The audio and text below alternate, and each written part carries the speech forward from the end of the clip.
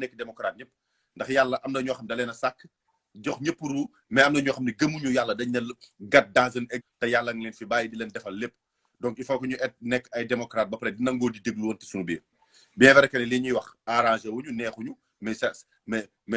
c'est la démocratie foog ñu nangoo tamit di waxtaan nekkul ni ñun ñoo fi war a nekk di wax rek ku nekk mën nga dugg am nga droit wax sa xalaat you know keneen kan moo bëgg a dugg Very thankful. See? you know keneen kan moo bëgg a dugg comme sama gars dama même ma continuer comme sama gars yi li may wax gis nga li mu wax léegi ci Thomas Sankara li mu wax ci Patrice Lumumba wax ko ci sunu révolutionnaire yooyu ku ci daanu ci li rek daanu ci lee ba pare ñun bu fekkoon ni par exemple nguur gi fi nekk amal nañu intérêt voilà la question mais amaluñu intérêt ba léegi nee naa leen maa ngi wax ay points essentiels yi nga xam ni ba léegi kenn nangu cee déglu muy les APE accord de partenariat économique yi gars yi ñu ngi koy waaj a signé actuellement après Sonko bii ci loolu lañ dara jëm accord de partenariat économique du dara lu dul économie sans frontières plus de frontières économiques plus de frontières économiques bés buñ ci jógul dinañ ñu rey ba ñu dee wet parce que accord de partenariat économique yi du dara lu dul baykatu Europe bi ak baykatu Sénégal bi dootuñu amati frontière dootuñu amati port économique baykat bi mën nañoo indi biir Sénégal ñun mën nañoo yóbbu en Europe te entre le baykat européen bi ak le baykat sénégalais y a pas de compétition ñun on est très pauvre ba léegi amuñu ndox mu ñu naan ay gopp la ñuy bayee ak ay illeer ak ay witt ak sa loxo ñee dañuy tourner bës benn bouton bu ñu bësee benn bouton c'est seen arrosé ay hectares donc foofu y a pas de compétition bu ñu nangu loolu ganu li ci gën a bon mooy tijji nañu chinois yi suñu marché yi tax na say suñu uude yi dallu ngaay yi kenn mënatu koo jënd instant yi intox lañ cancer économique ci dëkk APE accord de partenariat économique les intellectuels sénégalais dañuy nax du dëgg ils sont en train de salir le marché africain nit ñi bëgg a rey fi mu ne nii loolu la am importance parce que nee naa leen booy yi ngeen gis yëpp ñuy jël gaar gi ku ci nekk lu mu dee dafa fay 500 000 wala 400 000 koo ci gis dafa am métier ñi ay mécanicien la ñi ay uude ñu jàng ba seen métier bënn mais lu tax tey ñuy jël gaal gi di dem parce que amuñu accompagnement lépp loo xam ni menuisier bi liggéey yoon na ko ñu war ko jaay ci dëkk bi tijjil nañ marché chinois yi ba chinois yi tey ñëw di jël lali di ko def ay import ba ñun léegi kenn jëndatul lalu menuisier yi ñu defar ci koñ bi tey boo demee fële ca Pàkku Lambaay lal yaa ngi fa dajaloo te état bi moo leen waroon a accompagner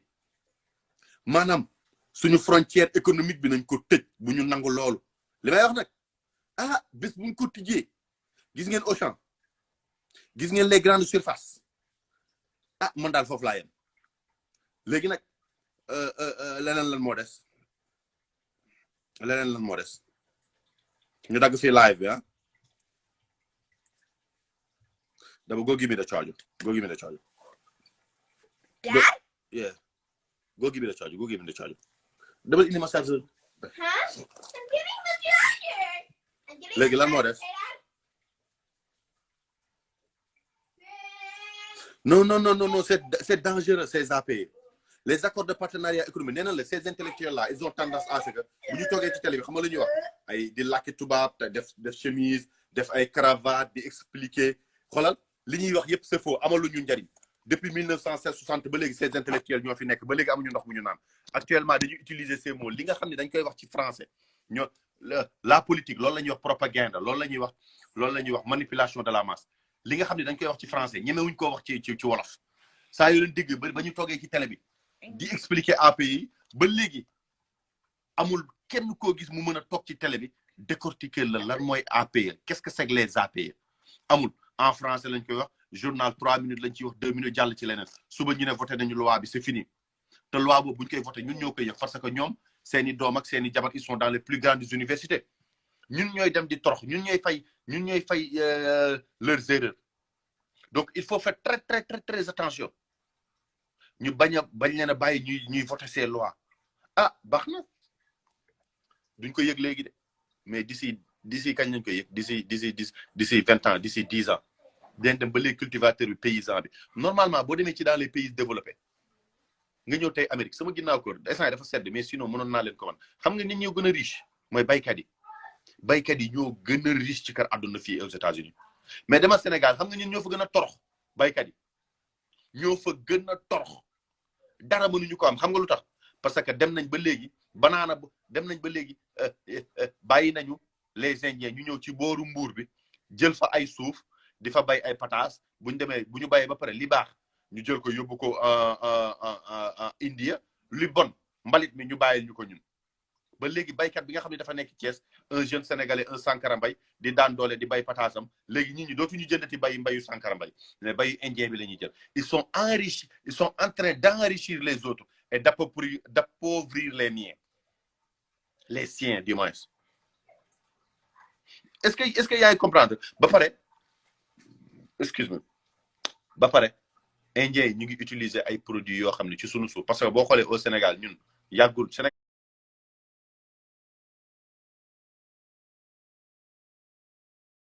yàggul Sénégal ñaata at d'indépendance ñaata 50 ans ou 60 ans sunu suuf dafa vierge ba pare ñu ngi jël ay produits yoo xam ne di ko utiliser ci sunu suuf si bés ñoom bu ñu demee ñun suuf si dootuñu jariñ dara sans ces produits chimiques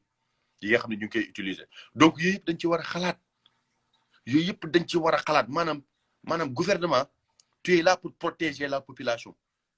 ñii dañu war a protéger mais protéger wuñu mais dimbali wuñu ñu dem nañ tey ba jeunes yi léegi amatuñu avenir ba Sénégal xam nga lan la ñuy def ñoom ñëpp seen bët ci à l'étranger lañ ko teg ñëpp seen bët ci à l'étranger lañ ko teg te ñun ñu yéen nga xam ne nekk nañ ñun ñi nga xam ne yàgg nañ fi dem nañ ba comprendre que nii du dara lu dul liggéey billahi wallahi wal kitaabi ak sama bakkanu njaboot adduna bi lépp lu la loo fi am yaa ko liggéeyal sa bopp du ñaan du sëriñ du dara liggéey la Amérique ngi nii nekkuñu fi di ñaan nekkuñu fi di ay sëriñ nekkuñu fi di lii mais xam nga lan la ñuy def liggéey la du dara luñ la mënti wax taw sax bu ñu dañ naan nañu ñaan pour mu taw Sénégal taw lan la taw xanaa du dëkk bu la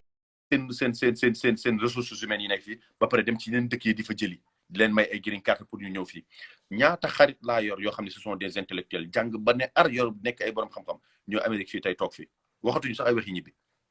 loolu ressources humaines la boo xam ne waroon na mën a développer Sénégal mais l'État du Sénégal n'a pas encore compris ils n'ont rien compris même buñ ko xamee c'est de la volonté pour ñu jëm ci liggéey mais jaralu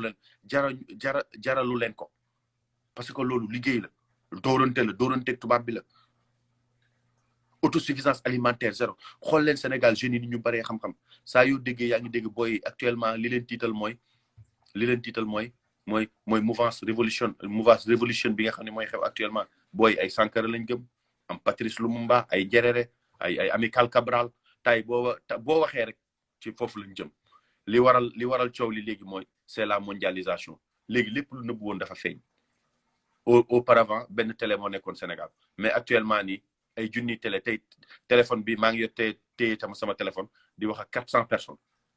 boo ko partagé après mu dugg ci réseaux sociaux yi ça va faire le tour du monde maanaam léegi kenn soxlaatul télé kenn faaleetul télé kenn faaleetu leen ñoom ba pare jeunes yi yeewu nañu c'est la mondialisation kenn mënatul ndax kenn loolu mooy waral ngay gis problème yi di gën di bari nit ñi di gën di nga naan nit ñi dañoo réew wala mais non li nga xam ne moo làqatu woon nit ñi dañ cee jot léegi yaa ngi gis nit ñi ku nekk la ñuy saaga léegi li nga xam ne dañ ci doon nax nit ñi xale yi ñoo yeewu léegi ñeenaa leen xale yi ñoo yeewu léegi jàng voyager dem fu nekk bi ñu ñibbisee ni ñii dañ ñuy nax dañ ñuy fonto vous voyez moo tax actuellement ngay gis jeunes yëpp di saaga fii di wax nii di partager di jaar dañoo réewuñu de dañuy bëgg a dee te nee naa la xaj boo ko tëjee ci néeg joxoo ko mu lekk joxoo ko mu naan bis boo tijjee buntu bi mu song la jeune Sénégal bi dañoo sonn man j'ai la chance may fréquenter 2 camps yëpp damay fréquenter ñenn ñi fréquenter les pauvres mais damay gis tey boo demee tey seen doom yi ils sont dans les plus grandes universités tey un baadoola bu toroxoon tey ñu fal ko un ministre 2 ans 3 ans son fils c'est dans les universités ici universités yi nekk fii à côté sama ginnaaw kër fi la ñu nekk tey ay millions lañ leen di fayal pour ñu jàng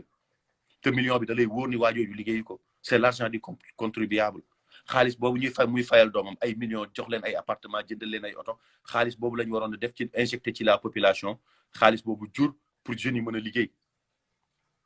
wala ils sont entre wara les multinationaux bu ñu ñëwee neexal leen des milliards ñu daal di sacrifier la jeunesse xoolal ci wàllu pêche bi seen président yi dañuy toog ci télé bi di leen fen duñu leen wax dëgg bu ñu demee tey un président de la république la magistrature suprême toog di wax loo xam ne du dëgg donc ci ngay xam ne y a un problème